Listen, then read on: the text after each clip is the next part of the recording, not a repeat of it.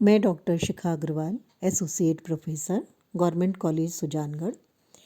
BA part second की आज की क्लास का हमारा टॉपिक है भारत में चुनाव सुधार और मतदान व्यवहार। हमने अपनी पिछली क्लास में चुनाव आयोग के बारे में पढ़ा था, क्योंकि भारत में स्वतंत्रता के बाद लोकतांत्रिक पद्धति को अपनाया गया, इसलिए भारत में स्वतंत्र और निष्पक्ष निर्वाचन कराने के लिए निर्वाचन आयोग का गठन किया गया। ये एक निष्पक्ष और स्वतंत्र संस्था है। निर्वाचन आयोग की स्वतंत्रता के लिए संवैधानिक प्रावधान है और निर्वाचन आयोग एक संवैधानिक संस्था है। इसका निर्माण संविधान ने किया है, कार्यपालिका या संसद ने नहीं किया है। तो हम लोगों ने ये पढ़ा था और इसीलिए भारत में जो चुनाव हैं वो निष्पक्ष तरीके से चुनाव आयोग के माध्यम से कराए जाते हैं। आज हम देखेंगे चुनाव सुधार क्या है और भारत की चुनाव पद्धति की विशेषताएं क्या है। तो सबसे पहले हम देखेंगे भारत में चुनाव पद्धति की विशेषताएं। भारतीय संविधान में लोकतांत्रिक व्यवस्था को क्योंकि अपनाया गया है, इसलिए चुनाव का बहुत महत्व है और इसी महत्व के कारण भारतीय संविधान के भाग 15 में अनुच्छेद 324 से 329 तक निर्वाचन का वर्णन किया गया है। भारतीय निर्वाचन पद्धति की कुछ विशेषताएं हैं। सबसे पहली है वयस्क मताधिकार। भारत में वयस्क मताधिकार को अपनाया गया है और भारतीय चुनाव में जो वयस्क मताधिकार की आयु है वो मूल संविधान में 21 वर्ष थी, लेकिन 1989 में 61वें संवैधानिक संशोधन से इसे घटाकर 18 वर्ष कर दी गई। इस तरह से अब भारत में 18 वर्ष की आयु प्राप्त प्रत्येक स्त्री और पुरुष बिना किसी भेदभाव के मताधिकार प्राप्त है। अमेरिका, इंग्लैंड, रूस और चीन में भी 18 वर्ष की आयु है। दूसरी विशेषता है आरक्षित स्थानों सहित संयुक्त निर्वाचन की पद्धति। अगर हम स्वतंत्रता से पूर्व का इतिहास देखें तो भारत में यानी ब्रिटिश भारत में सांप्रदायिक निर्वाचन पद्धति थी और इसमें अलग अलग कैटेगरीज बनाई हुई थी। मुसलमान, ईसाई, सिख, आंग्ल भारतीय सांप्रदायिक आधार पर प्रतिनिधित्व दिया जाता था, जिससे एक दूसरे के विरुद्ध हो गए और भारतीय राजनीति में फूट पड़ गई। लेकिन जब भारत का नया संविधान बना तो इसमें सांप्रदायिक प्रतिनिधित्व को खत्म कर संयुक्त निर्वाचन प्रणाली को अपनाया गया और इसके साथ साथ भारत में अनुसूचित जाति और जनजाति की विशेष स्थिति को स्वीकार करते हुए लोकसभा और राज्यसभाओं में स्थानों को आरक्षण दिया गया। मूल संविधान में 1960 तक के लिए स्थानों के आरक्षण की व्यवस्था थी, लेकिन अलग अलग अवधि में संवैधानिक संशोधनों को बढ़ाया गया और ये अवधि वर्तमान तक लागू है। तीसरा आता है, एक और महत्वपूर्ण बात है इस संबंध में कि जो स्थान अनुसूचित जाति के लिए आरक्षित हैं, संबद्ध जाति के व्यक्ति ही उस पर उम्मीदवार हो सकते हैं, लेकिन मतदाता उस क्षेत्र के सभी लोग होंगे, चाहे वो किसी भी जाति या धर्म के क्यों ना हो। ये एक महत्वपूर्ण बात है। तो इस तरह से संयुक्त निर्वाचन पद्धति है। तीसरी जो विशेषता आती है वो है प्रादेशिक प्रतिनिधित्व। भारत में व्यावसायिक प्रतिनिधित्व को नहीं अपनाया गया, बल्कि प्रादेशिक प्रतिनिधित्व के सिद्धांत को अपनाया गया है, जिसमें एक क्षेत्र विशेष के सभी मतदाता अपने प्रतिनिधि को निर्वाचित करते हैं। अगला आता है गुप्त मतदान प्रणाली। भारत में सभी चुनाव गुप्त मतदान प्रणाली के माध्यम से किए जाते हैं, लेकिन इसका एक अपवाद है और वो है 2003 से राज्यसभा में खुला मतदान होता है। अगली विशेषता है प्रत्यक्ष और अप्रत्यक्ष निर्वाचन। लोकसभा और विधानसभा में निर्वाचन जो होता है वो प्रत्यक्ष है, यानी जनता सीधे सांसद और विधायक को चुनती है, लेकिन राज्यसभा और विधान परिषद और साथ ही राष्ट्रपति को निर्वाचित करने की जो पद्धति है हमारे यहाँ वो अप्रत्यक्ष है, क्योंकि इनका निर्वाचन लोकसभा और विधानसभा के माध्यम से किया जाता है। लेकिन जैसा अभी हमने बात की, लोकसभा और विधानसभा प्रत्यक्ष रूप से जनता से निर्वाचित है। अगली विशेषता आती है एकल सदस्यीय निर्वाचन क्षेत्र। एकल सदस्यीय निर्वाचन क्षेत्र का अर्थ है कि जितने भी निर्वाचन क्षेत्र हैं वहाँ केवल एक ही व्यक्ति चुना जाएगा, चाहे कितने भी लोग खड़े हों, लेकिन उनमें एक ही व्यक्ति चुना जाता है। और एकल सदस्यीय मतदाता निर्वाचन क्षेत्र होने से मतदाता और प्रतिनिधि के बीच सीधा संबंध बना रहता है। 1961 में द्विसदस्यीय निर्वाचन क्षेत्र उन्मूलन विधेयक पारित किया गया और तीसरे आम चुनाव से भारत में लोकसभा और राज्यसभा के सभी राज्य विधानसभाओं के सभी निर्वाचन क्षेत्र जो हैं वो एकल सदस्यीय ही, उससे पहले कुछ स्थान द्विसदस्यीय भी थे। और अगली विशेषता है साधारण बहुमत की पद्धति और आनुपातिक प्रतिनिधित्व की पद्धति। लोकसभा और राज्यसभा में अलग अलग तरह से है। लोकसभा और विधानसभाओं में चुनाव साधारण बहुमत पद्धति से होता है, लेकिन राज्यसभा, विधान परिषद, राष्ट्रपति और उपराष्ट्रपति का चुनाव आनुपातिक प्रतिनिधित्व की एकल संक्रमणीय मत पद्धति के आधार पर किया जाता है। अब आते हैं भारत की चुनाव पद्धति पर। जो भारत की चुनाव पद्धति है उसके कुछ गुण भी हैं कि सामान्य तौर पर मतपेटी में कोई हेराफेरी नहीं होती थी, अब ईवीएम से हो रहा है, लेकिन फिर भी कुछ दोष हैं इसमें और उन दोषों की चर्चा हम करेंगे और इसके साथ हम देखेंगे उसके सुधार क्या हो सकते हैं।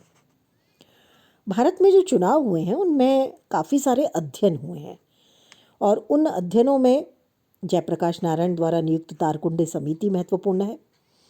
1972 में संयुक्त संसदीय समिति ने भी अपने सुझाव दिए और 1975 में 8 दलीय स्मरण पत्र भी प्रस्तुत किया गया।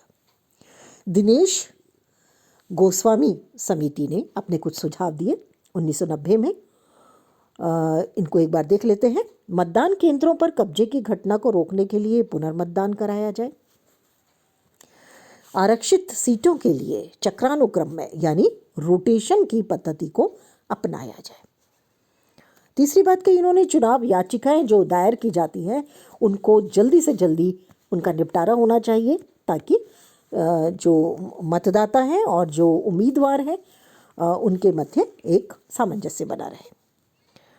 इस समिति ने रिपोर्ट दी थी कि ईवीएम यानी इलेक्ट्रॉनिक वोटिंग मशीन का प्रयोग प्रारंभ किया जाए, जो आपको पता है कि ये शुरू हो चुका है। किसी भी रिक्त स्थान के लिए 6 महीने के भीतर उपचुनाव का प्रावधान अनिवार्य कर दिया जाए। सभी मतदाताओं को फोटो युक्त पहचान पत्र दिए जाएं। तो जैसा आपको पता है कि सभी के पास फोटो युक्त पहचान पत्र है, ईवीएम मशीन का प्रयोग होने लगा है और पुनर्मतदान भी कराया जाता है। अब हम देखते हैं कि कुछ गंभीर त्रुटि और उनका उपाय या उपचार क्या हो सकता है। सबसे पहला आता है राजनीतिक दलों को प्राप्त जन समर्थन और स्थानों के अनुपात में गंभीर अंतर है। साधारण तौर पर हमारे यहाँ बहुमत की जो पद्धति अपनाई गई है साधारण बहुमत की, उसमें छोटे छोटे दल होते हैं बहुत सारे और उन सबको मिलाकर जो कोई भी राजनीतिक दल जो चुनाव जीतता है आवश्यक नहीं है कि वो 50% मत प्राप्त कर सके। तो ये स्थिति एक खतरनाक स्थिति है, घातक स्थिति है। इसके लिए सुझाव दिया गया कि जो 10% से कम मत प्राप्त करने वाले राजनीतिक दल है उन्हें चुनाव लड़ने से वंचित किया जाए और राजनीतिक ध्रुवीकरण किया जाए, द्वितीय मतपत्र योजना को काम में लिया जाए। लेकिन ऐसा बहुत आसान नहीं है और जहाँ तक संभव है कि छोटे छोटे दलों को आपस में मिलाकर बड़े दल बनाने के लिए प्रेरित किया जाए जिससे राजनीतिक दलों की संख्या कम हो सके। अगला आता है चुनावों में धन की बढ़ती भूमिका। ये बहुत बड़ा दोष है। कानून निर्माता इसे जानते थे और इसलिए उन्होंने उम्मीदवार द्वारा व्यय किए जाने वाले खर्च किए जाने वाले धन की सीमा को निश्चित किया।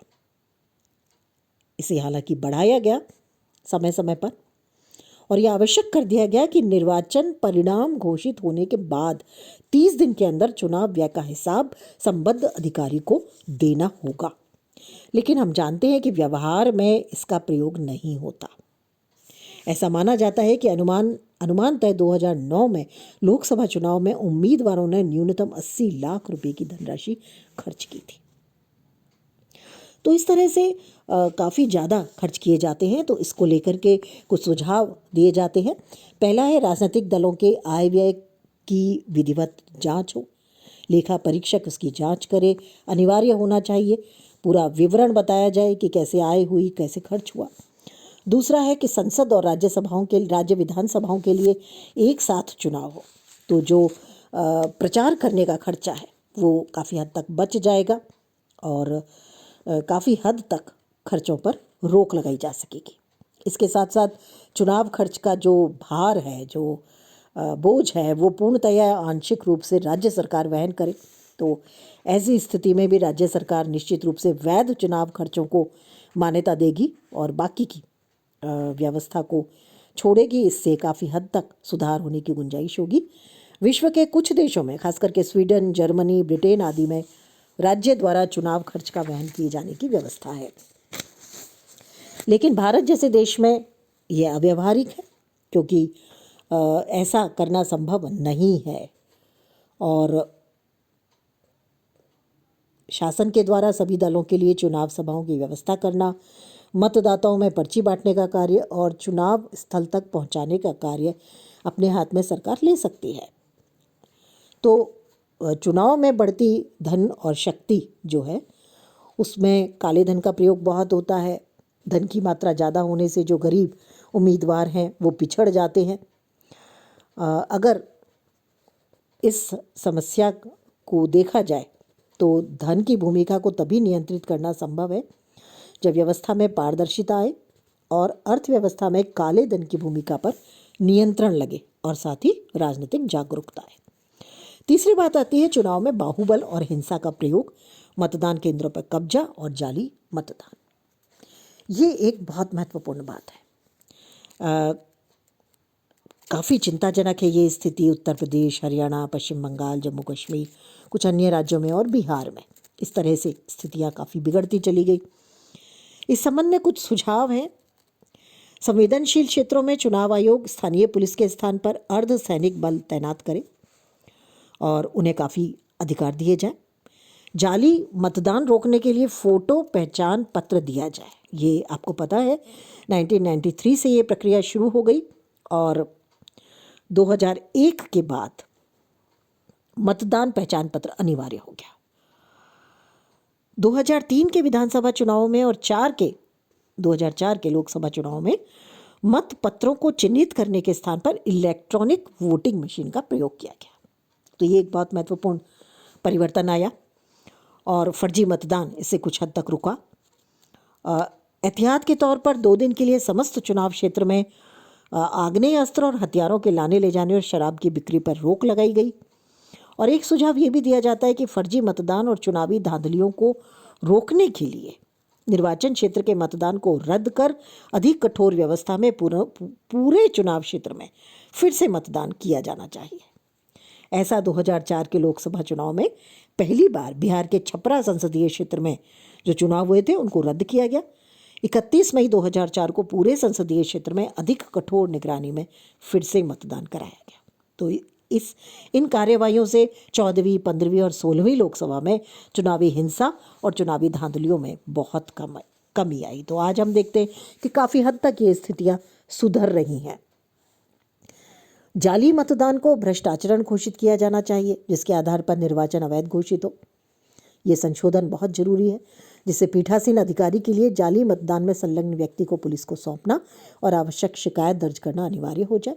और इसके साथ साथ हिंसा, बाहुबल की शक्ति या गलत तरीके अपनाने के आधार पर जो चुनाव याचिकाएं उच्च न्यायालय या सर्वोच्च न्यायालय में जाएं, वो अतिशीघ्र पूरी की जानी चाहिए। उन पर निर्णय 6 महीने या ज़्यादा से ज़्यादा माना जाए तो 1 साल से ज़्यादा समय नहीं लगना चाहिए।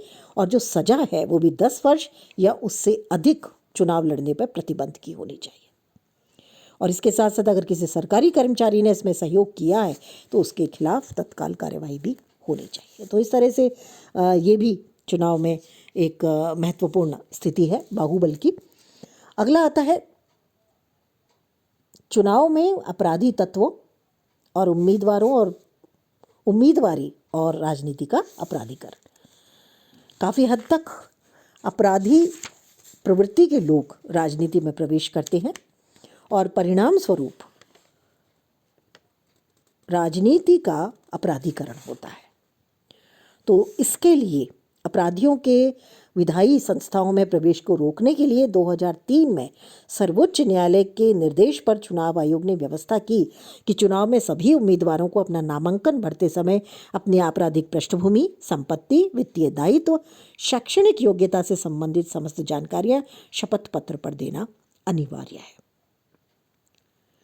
तो इस तरह की चीज़ें सामने आई, लेकिन जनप्रतिनिधित्व अधिनियम में संशोधन कर पूरी कानूनी व्यवस्था इस संदर्भ में की जानी चाहिए और यदि किसी पर मामला है जिनके लिए 5 साल या उससे अधिक की सज़ा हो सकती है तो उन्हें चुनाव लड़ने से वंचित किया जाना चाहिए, ऐसा मुख्य चुनाव आयुक्त MS गिल ने सुझाव दिया था।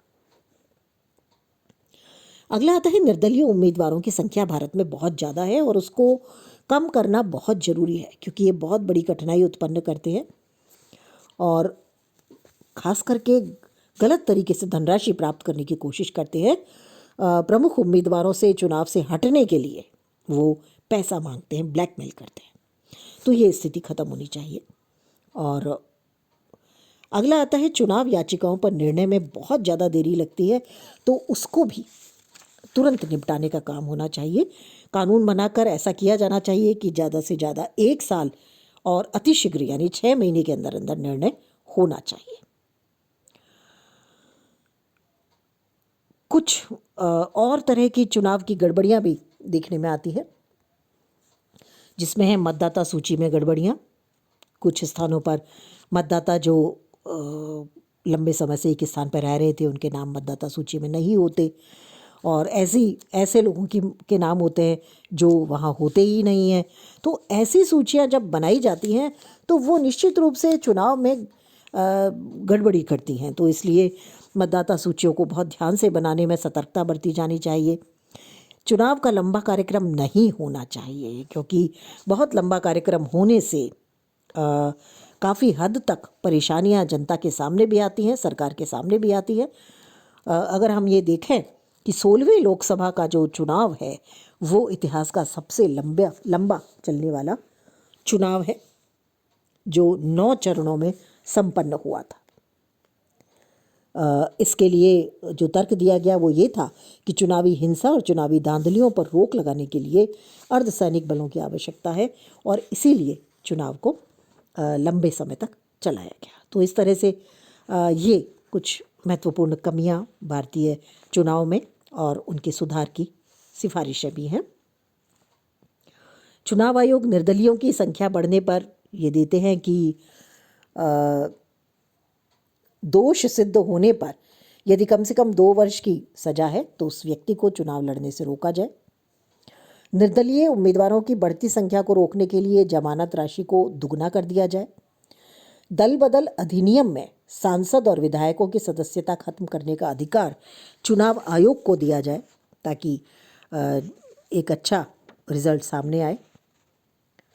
मतपत्र में एक बहुत महत्वपूर्ण बिंदु जोड़ा जाना चाहिए जो है उपरोक्त में से कोई नहीं, जिसे राजनीति के शुद्धिकरण में सहायता मिलेगी, जिसे हम नोटा के रूप में देखते हैं, नन ऑफ द अबव।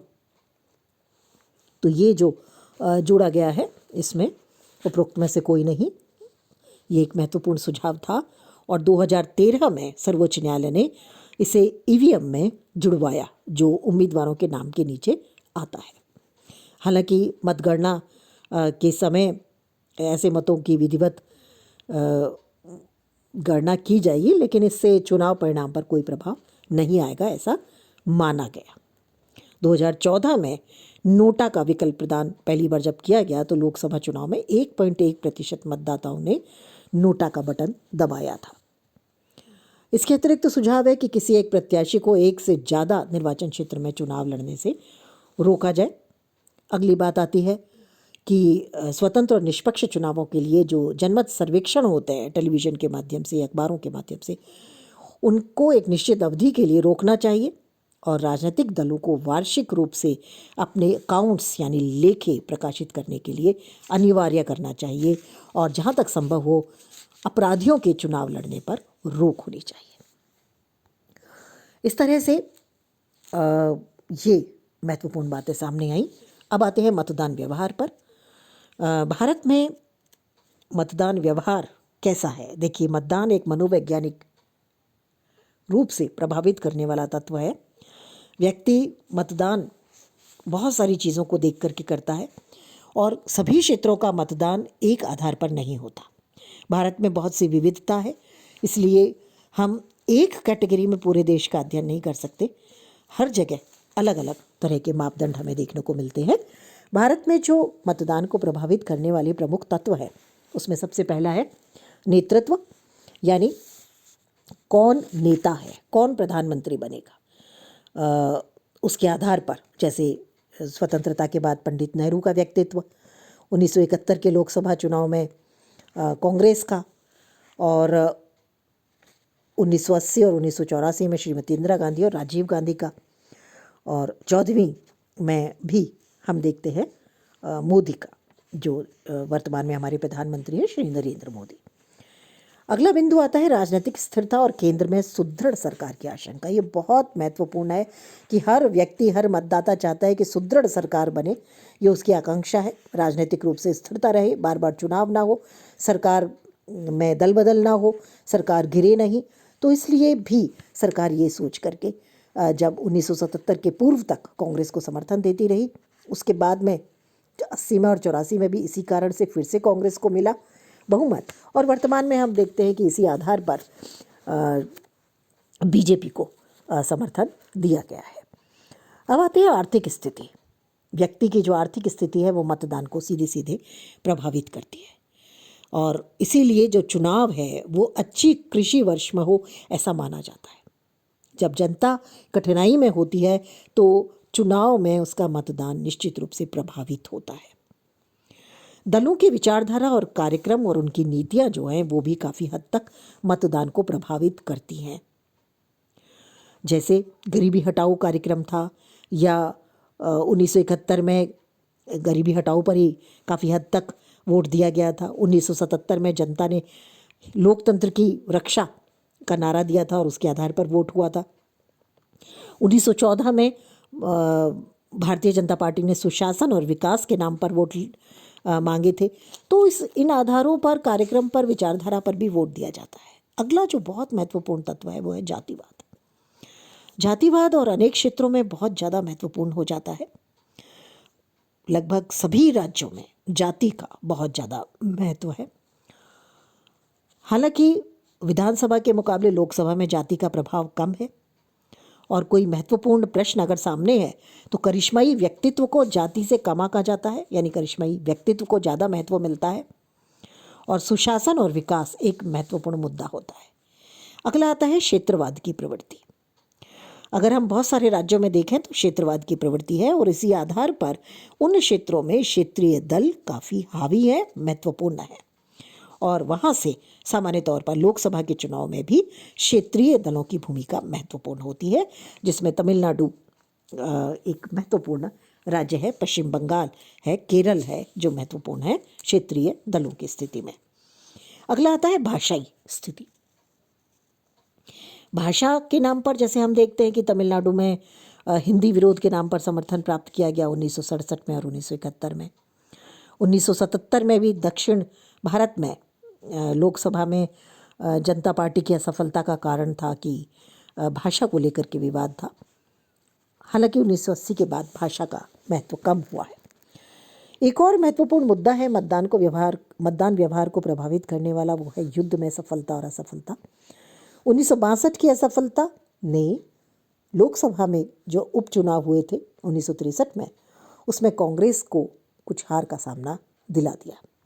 वहीं 1967 के आम चुनाव में भी कांग्रेस को कम सीटें मिली, लेकिन 1971 के युद्ध में सफलता के बाद 1972 में विधानसभा चुनाव में कांग्रेस को भारी बहुमत मिला। कारगिल युद्ध के बाद भी राजग को स्पष्ट बहुमत प्राप्त हुआ। तो इस तरह से ये भी एक महत्वपूर्ण बिंदु है मतदान के लिए। शासक और शासन कैसा है। अगर वो समर्थन खो देता है, अक्षम होता है, तो 1980 में चुनाव में इंदिरा गांधी ने नारा दिया था, ऐसी सरकार चुनिए जो शासन कर सके। जब कोई दल अक्षम सिद्ध हो जाता है और पूरे 5 साल नहीं कर पाता, तो ऐसे में जनता सोच समझ के वोट देती है। अगला आता है आर्थिक साधन, जो बहुत महत्वपूर्ण है। 1977 के लोकसभा चुनाव और उसके बाद के कुछ चुनावों के उदाहरण से ये स्पष्ट होता है कि आर्थिक साधन चुनाव को निर्णायक रूप में प्रभावित नहीं कर पाते। हालांकि मतदान को कुछ हद तक प्रभावित करते हैं। और कुछ और चीज़ें हैं जिसमें आंदोलन की राजनीति आती है। कोई राजनीतिक दल अगर किसी रोज़मर्रा के विषय से जुड़ा हुआ कोई आंदोलन खड़ा करता है, तो चुनाव में उसको उसका फ़ायदा मिलता है। इसी तरह से सहानुभूति लहर भी मतदान को प्रभावित करती है। जैसे 1984 के लोकसभा चुनाव में सहानुभूति लहर ने बहुत बड़ा काम किया था। और 1991 में राजीव गांधी की हत्या ने भी कांग्रेस के मतों में वृद्धि की थी। तो कुल मिलाकर के भारत में हालांकि ये नहीं कहा जा सकता कि मतदान व्यवहार किस तरह से संचालित होगा, मानव मन और मस्तिष्क किन बातों से प्रभावित होगा, लेकिन इसके बावजूद भी कुछ बातें ऐसी हैं जो भारत में प्रभावित करती हैं। लेकिन अब जैसे जैसे शिक्षा का स्तर बढ़ रहा है, भारत में भी मतदान व्यवहार में परिवर्तन आ रहा है। आज के लिए इतना ही।